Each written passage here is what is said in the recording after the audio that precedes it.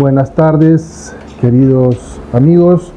Estamos una vez más reunidos con mi tío para dialogar sobre el Perú. Pero ahora se viene una fecha importante, una conmemoración ya más importante, ¿no? en el Perú, que es el aniversario de Lima, ¿no? Entonces vamos a hablar ahora sobre Lima. Tío, ¿cómo estás? Buenas tardes. Hola, ¿cómo estás? Estás hablando de Lima, Lima, Limón. Cuando Lima era Lima y era una ciudad con identidad propia. De eso vamos a hablar, porque ese no es todo un proceso. Sí, porque ahora Lima dice que ya no es de los limeños. No, pero no, los limeños. Yo sí. No, porque tú eres mitad tacneño. Yo, Lima, por papá y por mamá, limeño. Papá vivía en los barrios altos, por las carrozas, ¿Ya? cerca del cementerio, y mamá vivía en Angaray, cuadra 2, calle Pericotes. Ah, su madre. Yo nací en el Girón Cañete, y la calle donde nací se llamaba Ya Parió. Cada calle de esa Lima histórica tiene un nombre: jeringas, las mantas, judíos, arzobispo, cada cuadrita, y ya está ahí en Mayólica, creo que le llaman el nombre de cada uno. Creo que en los barrios altos, si mal no recuerdo, hay un lugar que le llaman 5 esquinas, creo, ¿no? Sí, es que son 5 esquinas. Ahí llegaba el tranvía, daba la vuelta, venía por Callao, daba la vuelta y terminaba yendo por Huancavelica, el tranvía más pequeño, ¿no? A veces tomábamos cuando vivía yo con mi abuela en Angaray, tomábamos en la esquina de Angaray con Huancavelica, y de ahí nos íbamos hasta La Colmena, donde tomábamos el acoplado para irnos a un viaje interprovincial hasta Chorrillos, que era pues como decir un viaje interprovincial, porque Lima era muy pequeño. A propósito de eso, esta Lima pues así, hermosa, centro con tanta historia, centro del poderío español, centro de la cultura española. Lima era la capital del virreinato. Del virreinato de Nueva Castilla. Pero lo más importante de eso es que, según Guillermo Leguía, el historiador, Lima era el centro cultural más importante en América, incluido México. O sea, era porque estaba pues en la costa, ¿no? Porque México, la ciudad de México está en la altura. Claro. ¿No? Entonces, todos los grandes literatos, los grandes intelectuales, hombres enciclopédicos, como se llamaba en esa época, tenían que venir a Lima y se quedaban en Lima periodos muy largos. Entonces había fórum, seminarios permanentemente. Era un pedacito de España, era como estar en España. Esa es la virtud de Lima. Lima, sin embargo, luego pues viene en una ciudad que va creciendo enormemente, pero que lamentable es decirlo, en forma explosiva. Pero hay detalles importantes. Por ejemplo, yo cuando hablo de Lima, quiero mencionar a un personaje que se ha maltratado a lo largo de la historia, que es, por ejemplo, Micaela Villegas. La famosa Perricholi. La que la chusma aristocrática llamaba Perrachola, y que, para ser más suavecito, Ricardo Palma llama Perrichola, ¿no? Pero ahora, nunca el virrey la llamó Perricholi ni Perrichola a su Yo me acuerdo que hubo una serie, una novela, no sé cómo fue el asunto, que se llamaba La Perricholi, ¿no? Y la pintaban en esa novela que apareció por estos canales de televisión, en la cual decía que el virrey le decía perra chola. Mentira.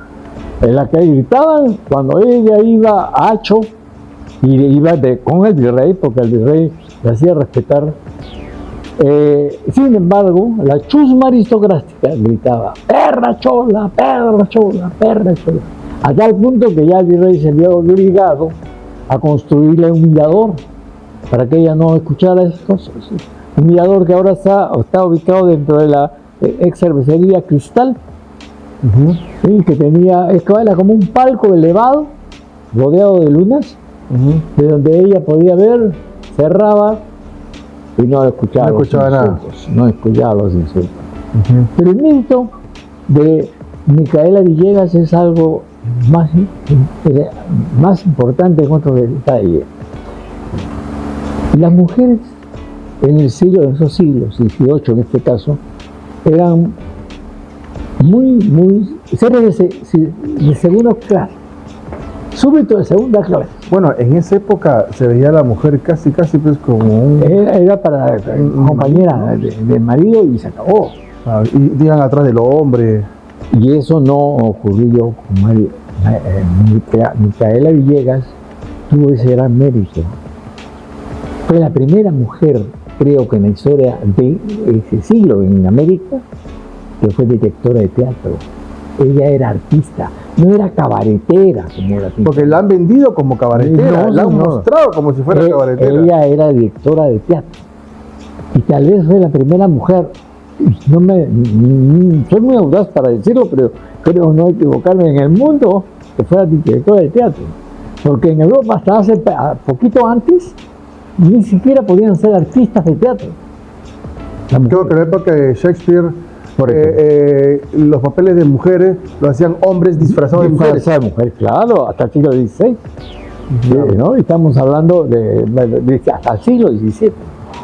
Estábamos hablando ya en el tiempo de la Perricholi no, o el tiempo de Micaela Villegas no, porque ya había avanzado un poquito. Pero qué triste que haya trascendido Perricholi y no Micaela Villegas, ¿no? O sea, el ser humano, ¿no? Per se. ¿No? Yo le echo la culpa a dos elementos que no voy a mencionar sus nombres porque los respeto mucho, pero que sí tenían defectos como todos los seres humanos, ¿no? Un historiador conocí y que fue muy valioso para el Perú, pero que lamentablemente era misógino. Y un literato que por ser literato no le interesaba la verdad, sino la belleza. ¿No? En este caso sí puedo decir su nombre, Ricardo Palma. Pero la verdadera historia no es esa.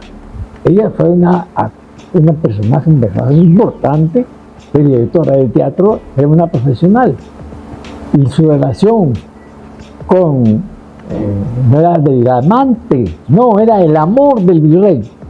Que la esposa estaba en España y que no tenía relaciones, creo que no existía el divorcio en esa época, pero que tuvo esa relación. Ella se quedó, el virrey tuvo que regresarse. Claro, como explicamos en anteriores ediciones, se decía que cuando ocupaban un cargo de virrey o duque, no se podían casar acá. Tenían que regresar a España. Los burócratas, qué distinto que los criollos. O sea, los criollos son los que vienen y se enraizan acá y se casan con morenas o con indias y mestizos y mulatos. Eso es lo que... Pero los burócratas, lo que venía a cumplir una función administrativa, que es lo que impuso a la Gasca del nacimiento del virreinato en el Perú, para evitar precisamente que se enraizara una clase dirigente, esos no podían casarse, no podían comprar ninguna propiedad, ellos tenían que vivir del sueldo que España les dedicaba. Eso no, eso es pues lo que ya tratamos en el tema anterior, dio lugar a que no se formara una clase social en el Perú, porque eran burócratas que los cambiaban casi 3 años, casi 4 años, y que al día de la independencia no tenían razón para quedarse. Se quedaron solo unos cuantos y la mayoría se regresó, ahorita se regresaron a España, después de Ayacucho, ¿no? Bueno, pero yo quería hablar, cuando hablamos de Lima, de la razón del cambio, ¿no? ¿Por qué la Lima señorial, la Lima hermosa, la Lima a la que íbamos los muchachos que salíamos del colegio nos vestíamos bonito para ir a citar a las niñas que se vestían bonito, y el Girón de la Unión y las heladerías. El Girón era bonito. Era bonito, no, todo era bonito. Y siriar era bonito. Claro, sí, sin falta de respeto. ¿Por sin qué nada... todo eso acabó? ¿Por qué se multiplicó? Se perdieron los servicios, se convirtió todo en un muladar. La Lima señorial, la Lima orgullosa, el pedazo de España, decían los españoles, en el Perú. Tiene su razón histórica que quiero rápidamente explicar. En el Perú, como herencia de la emancipación, el Perú es un país organizado en enclaves. O sea, cada hacienda del señor feudal, del señor Manchego Muñoz, dueño, por ejemplo, la familia aquella del departamento de Huancavelica, ¿no? Era un enclave, ¿no? Y el enclave de los Arévalo en San Martín, y el enclave de los Picasso en Ica, y el enclave, cada familia de esas descendientes de los repartidores, de los encomenderos, eran dueños de esos enclaves. Y había unas disposiciones que no facilitaba la movilización libre de los ciudadanos. Entonces, si tú trabajabas en el enclave de Piura, no podías ir a Trujillo libremente, tenías que pedir permiso y por una razón. Y si ibas ahí sin permiso y te encontraban, te aplicaban una ley felón, que era una felonía infame. La ley de la conscripción, te consideraban primero vago, del vago, la vagancia, y como pena te enviaban hasta cumplir el servicio a la conscripción vial. ¿Qué era la conscripción vial? La ley de conscripción vial. El trabajo a favor del Estado, a hacer pistas, a hacer veredas, a hacer carreteras. Trabajo mano barata, ¿no es cierto? Claro. Pero era sanción por haberte salido tú de tu enclave sin permiso. Tu trabajo estaba pues en Piura, porque hacía el Trujillo. Claro. Entonces vagancia. Ya a conscripción vial, a trabajar gratis, para el Estado o para el Señor. Y se hará la sanción. Entonces, cuento todo eso tratando de no haciendo demasiados detalles, pero porque es para contar horas, porque esa es la razón. El señor Leguía es el que perfecciona todos esos organismos de explotación. Los 11 años de la dictadura de Leguía fueron terribles en ese aspecto. Vinieron inversiones, sí, pero cuando vinieron las inversiones extranjeras, también se acomodaron a la organización feudal. Claro. Y también Casa Grande se convirtió en un enclave y Cartavio en otro enclave, y las inversiones extranjeras. Vino la Bella y Pariña, los Lobitos, y también otro enclave. ¿Por qué? Porque era la mano barata y segura. ¿No es cierto? Claro, porque siempre siempre va a estar ahí. Claro. Pero cuando llega al poder Sánchez Cerro, primero a través de un golpe y después elegido, entre comillas, presidente de la República, lo primero que hace es derogar las leyes que había dado Leguía y las leyes que se habían heredado desde la colonia. Entonces se deroga la ley de enclaves, se deroga la ley de la conscripción vial, que todas esas leyes de Leguía. ¿Qué cree que ocurre? La migración. Comienza la migración. Pues ya no tienen por qué quedarse allá. Y patapum. La primera migración, que comienza con la época de Sánchez Cerro y continúa hasta, digamos que hasta Odría, es la que copa los cerros en Lima. Estamos hablando de Lima. Copa los cerros. Después, ya copados los cerros, vienen en la segunda mitad de gobierno de Odría Prado los arenales, las casas de cartón. Claro. No, y yo decía, pero ¿cómo pueden vivir en esa casa de cartón? Y a veces acompañé, víspera de Navidad, acompañé yo a Víctor Raúl, porque iba a entregar regalos a los niños. ¿Cómo podía vivir esa gente en estas casas de cartón? No imaginaba en ese momento que esas casas de cartón iban a ser pronto casas de ladrillo. Y que esas casas de ladrillo iban a ser hasta edificios. Y que esos pueblos, esos arenales, donde había tanta gente que daba pena y hasta daba ganas de llorar, en ese momento eran tan tristes como nosotros, porque era mejor estar mirando la luz de Lima de lejos que estar en la oscuridad de donde venía gente. Claro. Y no eran tan felices, porque sabían que si se reunían 10 chocolates, había un mercado que les podía comprar. Pero, ¿qué pasa con Lima? Lima estaba preparada para brindar servicios a 1,5 millones de personas en los años 60. 1,5 millones. Y tenemos un promedio de movilización a partir de la segunda etapa de gobierno de esa teoría de 260.000 familias anuales. Imagínate y multiplica por 5. Se potenció eso con Velasco, creo, ¿no? Bueno, ya venía. Es que si no le dabas a las provincias ni luz, si las haciendas habían funcionado solo para enriquecer a los dueños de la tierra o de las minas o a los empresarios extranjeros, ¿qué cosa podías esperar? ¿No? Claro, a la primera que dieron salieron disparados. Pues. Ya no tenían ninguna traba, se venían hasta en burro, o se venían en ómnibus, o se venían en camiones. Claro. Pero Lima no podía soportar eso, como no lo podía soportar.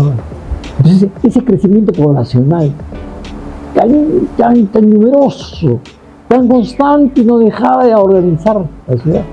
Solamente Lima tiene el cuádruple casi de gente de Uruguay, de todo Uruguay. Claro, por supuesto, si llegamos a 11 millones. Hasta 12. Hasta 12. ¿Y Uruguay cuánto tiene? 3 millones. 3 millones. 3 millones de habitantes. 3 por 4, 12. ¡Calidad! O sea, es súper pobladísimo, ¿no? Ahora, claro, hay territorios pues, por las periferias, ¿no? Te vas por Pachacama, te vas por Lurín, en fin, todavía hay para seguir creciendo, ¿no? Pero el problema es que Lima ahorita no está preparada para eso. No estaba preparada, menos.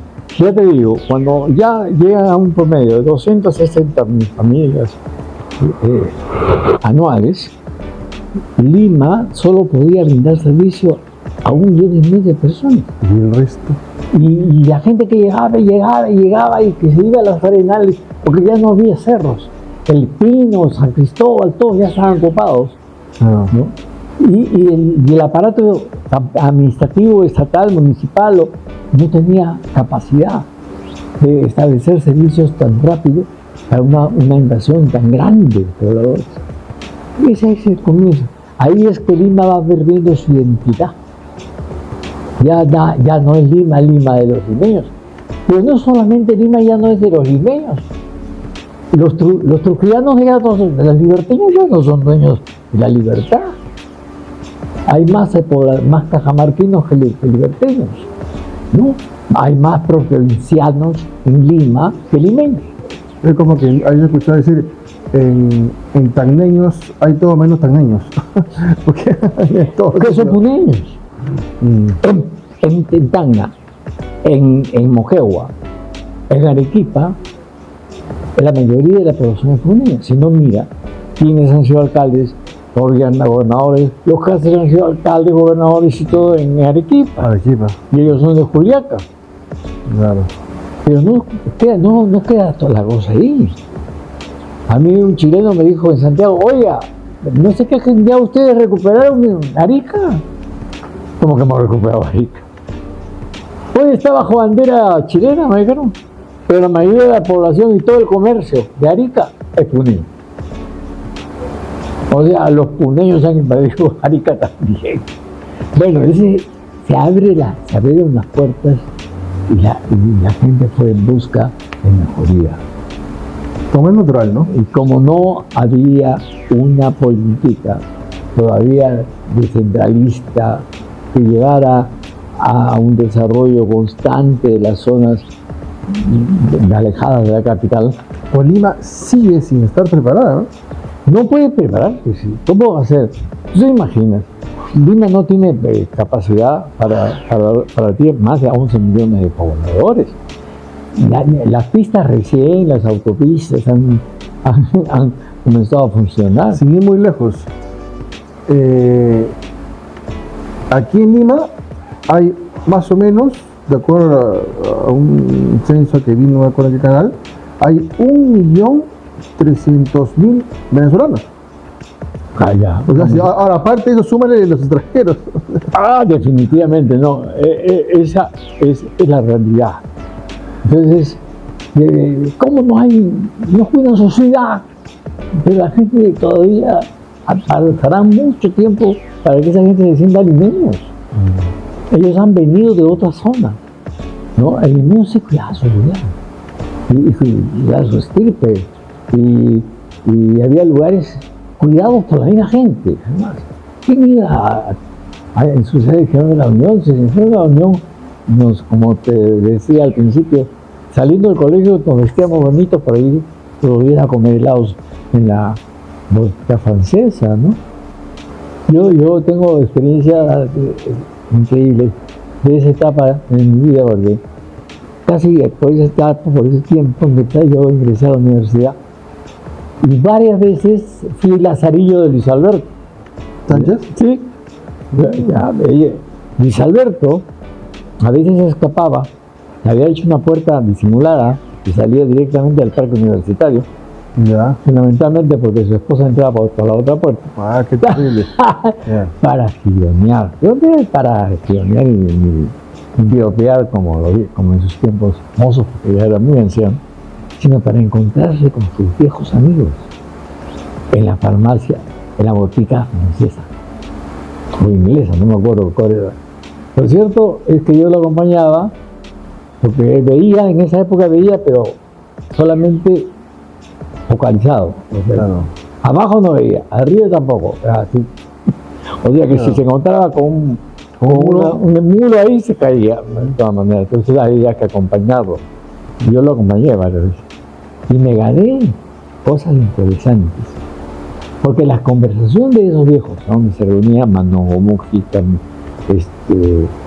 Antenor Arauz, Sánchez, Miguel Mejía Vaca,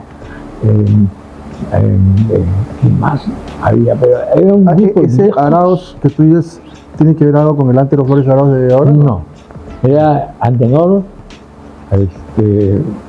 hay otro nombre tenía, Arauz era su segundo apellido. Puede ser que hayan sido familiares, pero eran muy viejos. Antero es joven, está más joven que yo. Entonces, yo me ganaba las conversaciones. Más chismoso no podía ser. Raúl Porras también se sentaba ahí. ¿Raúl Porras Valencia? Claro, Raúl Porras. Era un lugar selecto. Y ellos de ahí miraban a las chicas también, por supuesto, pero el tema de conversación era un raje de toda su generación. Y me conocía así la vida pública y privada de muchas personalidades. Y yo tenía otro concepto, pero en fin, es una verdad. Pero esa era la Lima con identidad, ¿no? que conocemos y que disfrutamos.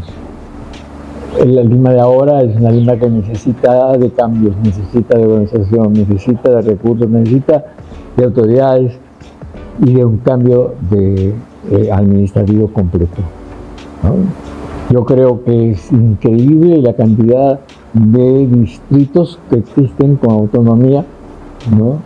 Y cómo se ha ido reduciendo el poder del gobierno municipal provincial. Si no hay una cabeza, no hay definitivamente organización. Y si no hay organización, nunca te vas a poner de acuerdo si tienes 40 distritos. Entonces, por ahí ya comienza. Hay que hacer modificación.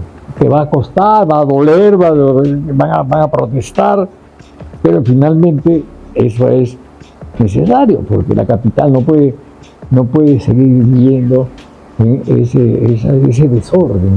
Ahora, ¿se sigue viviendo un centralismo entonces? A pesar que se ha querido descentralizar al Perú, se sigue viendo un centralismo. Claro, claro que existe, predomina el centralismo, evidentemente. Eso no significa que no se ha hecho esfuerzo por descentralizar. Actualmente el 70% del dinero que se da a inversiones lo maneja supuestamente las regiones. Lo que pasa es que nunca llegan al 10% o al 20% de la aplicación de los recursos. No ejecutan. O hay algunos que se le ocurre ejecutar obras estúpidas, ¿no? Hubo un parque de sombrero. No sé, el parque del sombrero, después los guacos eróticos que hizo el alcalde en monumentos enormes. Claro. Es una locura, ¿no? Pero no solamente es una locura, ¿no?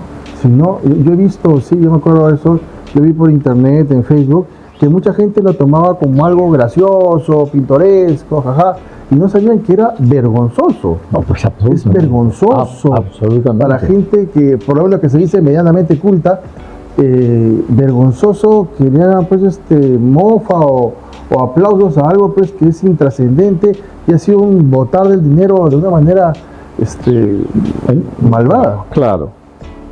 Primero que no hemos hecho una verdadera descentralización. La división política que tenía la colonia era más avanzada.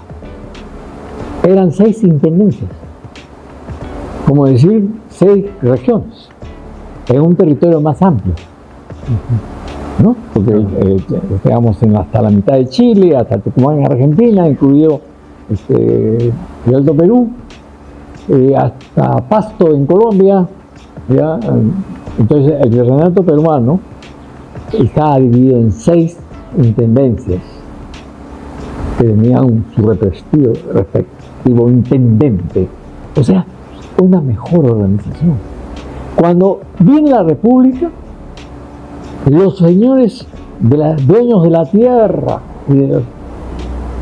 crean sus propios departamentos. El departamentalismo es una creación de la República, pésima, de los señores con mentalidad feudal.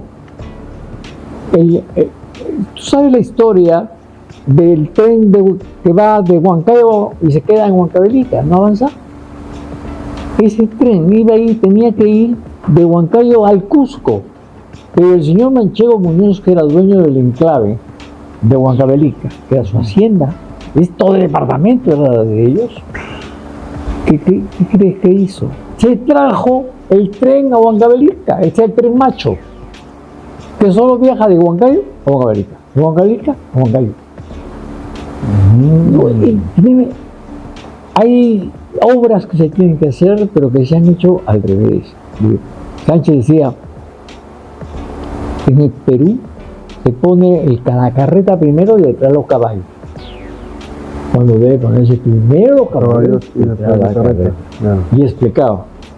Por ejemplo, si tú tienes en un departamento, vamos a mencionar San Martín, Zaposoa, Juanjuy, Tarapoto, bueno, que no sé qué, dos más me faltan.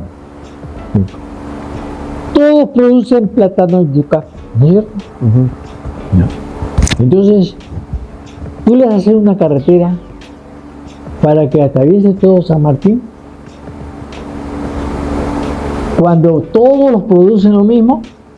La carretera no es para intercambiar comercio. Esa es la idea, ¿verdad? Claro. Entonces, ¿qué pasó? Para interconectar poblaciones en las cuales sea un... ¿Qué pasó? ¿Cuál es la razón de todo eso? Hubo un señor, un sabio, un genio, que se llamó Marañón, cuyo nombre Rey del Marañón. Y tenía un sueño, el sueño de integrar todo el corazón de América Latina, integrando los ríos principales. El río La Plata con el río Bené, el río Ordiga, hasta Panamá. Y entonces alguien tomó ese sueño el presidente Belaúnde. Y hizo un viaje en su primer gobierno, de Iquitos hasta Venezuela, en barco, para probar las teorías de Marañón. De Marañón. Pero de ahí le salió un sueño a él. La carretera marginal, La marginal de la selva. tan cara, que sí eso ahora aún produce, pero porque ya han construido transversales. Pero cuando yo la visité, hermosa carretera, sobre a niveles altos, había unos muros de concreto que iban abajo. O sea, había un momento en que tú ibas por la carretera marginal y estabas en la copa de un árbol, a la altura de la copa de un árbol. Y ahí, ingeniería, desde el punto de vista de ingeniería, y yo no sé nada, pero lo que sí puedo saber es admirar las cosas que están bien hechas. Esa fue una hermosa carretera. Es muy costosa, pero hermosa carretera. Yo la veo. Pero ¿quién hizo el gran negocio cuando se construyó? Sobre todo parcialmente hasta de San Martín hasta que llegas a Colombia. Los vendedores en motos japoneses. ¿Así? Porque los niños o los jóvenes y los señores de todos esos departamentos cambiaron el burro Para moto. tenían una carretera para pasear de lo lindo, pero desde el punto de vista comercial, desde el punto de vista de economía, ¿no era más importante integrar Chiclayo con San Martín? Claro.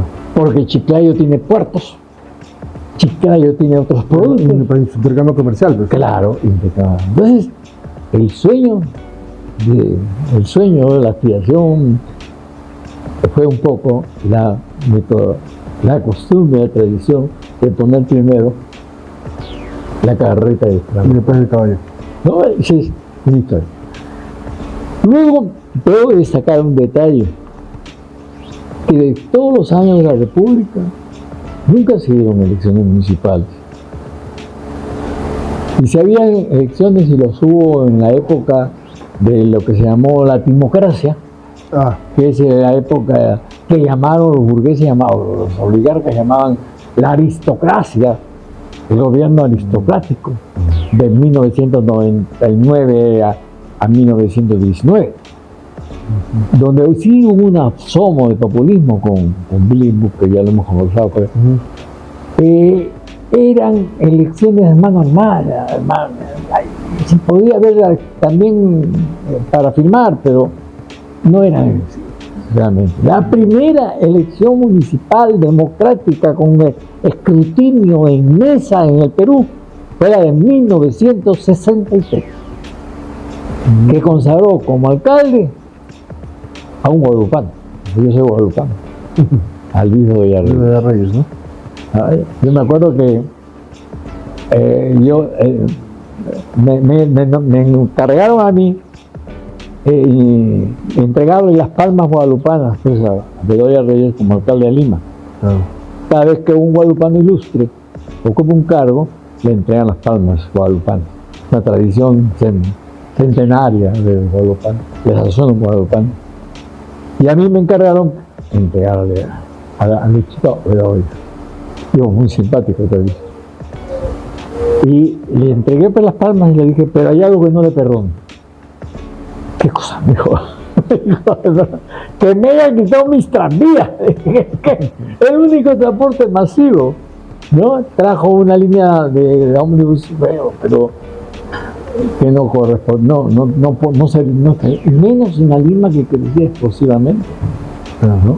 Pudo modernizar los tranvías, pero no eliminarlos como lo eliminó. Entonces se le rió y ahí nos hicimos amigos y tengo buenos recuerdos de él. Creo que él hizo el Sanjón, pues, ¿no? Claro, él hizo el Sanjón. Ahí estaba la línea principal de tranvía que nos llevaba hasta Chorrillos. Esa línea pudo mantenerse en el Sanjón, por el centro. ¿Y qué en lugar pasó? de hacer eso que hizo Castañeda de ómnibus metropolitano, lo llaman acá, No, yo creo que ese tranvía. Por ahí antes pasaban los Enatrus, pues, ¿no? No, eso lo construyeron exclusivamente para que pasen los ómnibus que había traído Castañeda. Antes antes era jardín. Cuando construyeron el Sanjón, esa era una vía que sí estaba reservada. Yo me imaginé, cuando recién se inauguró, y aún no completa, que iban a hacer el tranvía ahí. Porque el tranvía era que ahora tenías que la ventaja de poderle acoplar vagones y te llevaba. Y seguir caminando. Y era eléctrico, por lo tanto, menos costoso que el combustible. Menos contaminante, ¿no? Y no era contaminante. Por eso creo que fue un grave error. El único porque fue un gran alcalde, Emilio de Arregui. Ese es el primer gobierno municipal en el Perú de elecciones generales limpias con haciendo un pequeño paréntesis. Tengo una curiosidad que te iba a preguntar y se me pasó. ¿Cómo era la relación de Bedoya con Haya de la Torre? Bueno, te aviso que vamos a hablar de la familia de Bedoya. Todos los hermanos de Bedoya Reyes y sus primos fueron apristas. ¿Ah, sí? Sí. Sí, eran hombres de clase media, obviamente. El mismo Lucho Bedoya, él mismo me contó que había sido vendedor de seguros y sus principales clientes estaban en el Callao. Cuando él cambia de estatus, ya él se aleja un poco de su origen social y se eleva a los niveles más altos de las familias, y entonces ya hay un alejamiento, pero no es un alejamiento de enemistad. Ellos guardan una magnífica relación con los apristas, y porque sus hermanos y sus primos y todos eran apristas. Cachito Bedoya, por ejemplo, que fue ministro aprista, era su primo hermano, ¿no? Ya, es que todos ellos eran hombres de clase media, profesionales, pero clase media nada más. El que finalmente se convirtió en un potentado, evidentemente, fue don Lucho Bedoya. Pero que además era muy inteligente, ¿no? Es increíble imaginarme, ¿ya? La elección municipal de 1963 era una elección de lujo. Porque tenías a un político hábil, inteligente, polemista como Bedoya, y tenías a un sabio al otro lado, con Jorge Grieve. ¿Pero Jorge? Jorge Grieve. Grieve. Que es considerado sabio. Ya murió, pero era considerado un sabio. O sea que un sabio postulaba a ser alcalde de Lima por organizaciones internacionales, no por su universidad, por su papá o por su familia o por su señora. No, por organizaciones. Era un científico y era yo lo llegué a conocer también. ¿Era candidato por qué partido él? Por el APRA. Claro, porque desde siempre era primo hermano de Lucho de las Casas Grieve. Él era pues de ese mismo apellido, o sea, primos hermanos. Ambos, Lucho de la Prisa también. Él se fue a Europa, pero durante un tiempo peleó se fue deportado, además, pero peleó en la clandestinidad. Teníamos a Lucho Bedoya como un político así, y a este hombre extraordinario. Pero la vida política de don Lucho Bedoya pues superó esa polémica en la televisión. Yo lo escuché por radio, porque yo estaba en gira en Pucallpa. Bedoya pues se paseó y le cedió iba ganando en las encuestas, porque el currículo vende, ¿no? En los periódicos le hacían, pero cuando vino la polémica que se dio, Bedoya se partió. Era más político. Era político. Don Jorge había sido aprista, pero nunca había entendido en política. Era su campo era el campo académico, su campo era científico. No tenía nada que vincularlo pues, con la política. Bueno, después ya se han sucedido las elecciones, claro que tuvimos 12 años que no hubo elecciones, porque la dictadura es enemiga de la democracia, pero obviamente. ¿Y en esa época la dictadura Lima no tenía alcalde? No, sí, designaba a dedo, todas las veces ha habido alcaldes, pero solo a partir de 1963 hasta 63 hasta solamente 63, porque cuando Bedoya termina su segundo periodo en la dictadura de Velasco. Velasco terminó su periodo, chao, y designó al señor Chachi Divos, ¿te acuerdas de Chachi Divos? Sí, vos El de los grandes, claro. Pero bueno, también él continuó el Sanjón. Creo que hizo la Costa Verde, ¿no? Hasta la Costa Verde, claro. Y no tenía, pero no era elegido por el pueblo. Claro. Porque durante esos 12 años no hubo democracia. Claro. Igual que los 8 años de Odría no había democracia. En los 5 años del primer gobierno de Prado no había democracia. En los 15 años del gobierno de Sánchez Cerro y de Navídez no había democracia. ¿Cómo íbamos a aprender a vivir en democracia? Tenía que venir un castigo, ¿no? De todas maneras. Como porque no sabíamos vivir en democracia. Y no hemos aprendido a vivir en democracia. Bueno, ya Lima nos ha ocupado el tiempo. Hay otros temas que Habrá tenemos que desarrollar. muchísimos temas para seguir conversando, pero era importante tocar el tema de Lima, ¿no? Definitivamente. Y cosas puntuales, ¿no? Porque hay también para hablar de Lima. Ah, claro que sí. Mira, después de haber tenido un Lucho Bedoya, después de haber tenido una Lucena Villarán, o sea... No, pues hay una diferencia. Claro.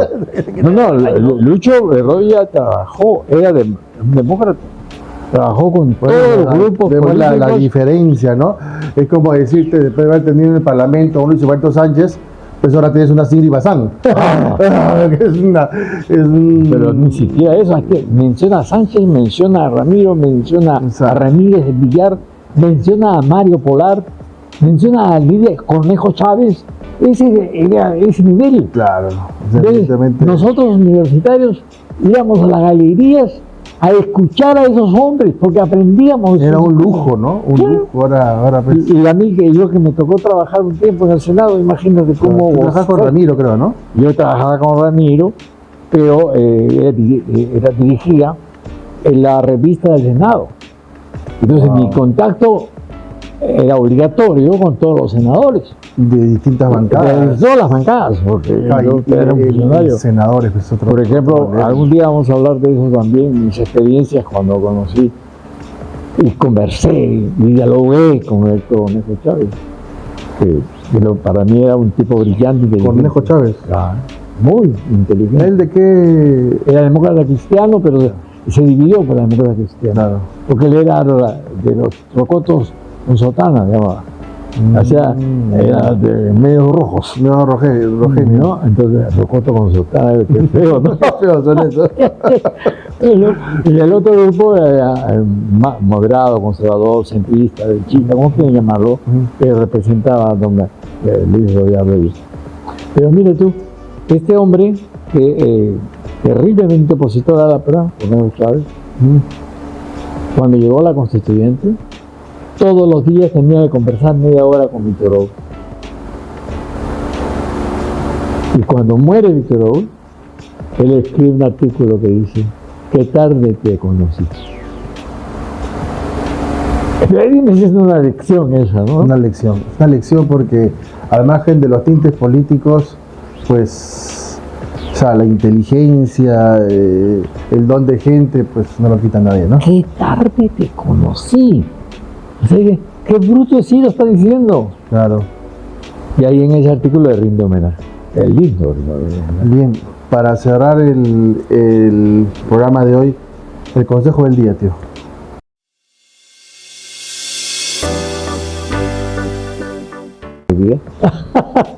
Pero no, yo más que consejo, me gusta invocar a hacer cosas, ¿no? Invocar a la gente a aprender a vivir y valorar la libertad.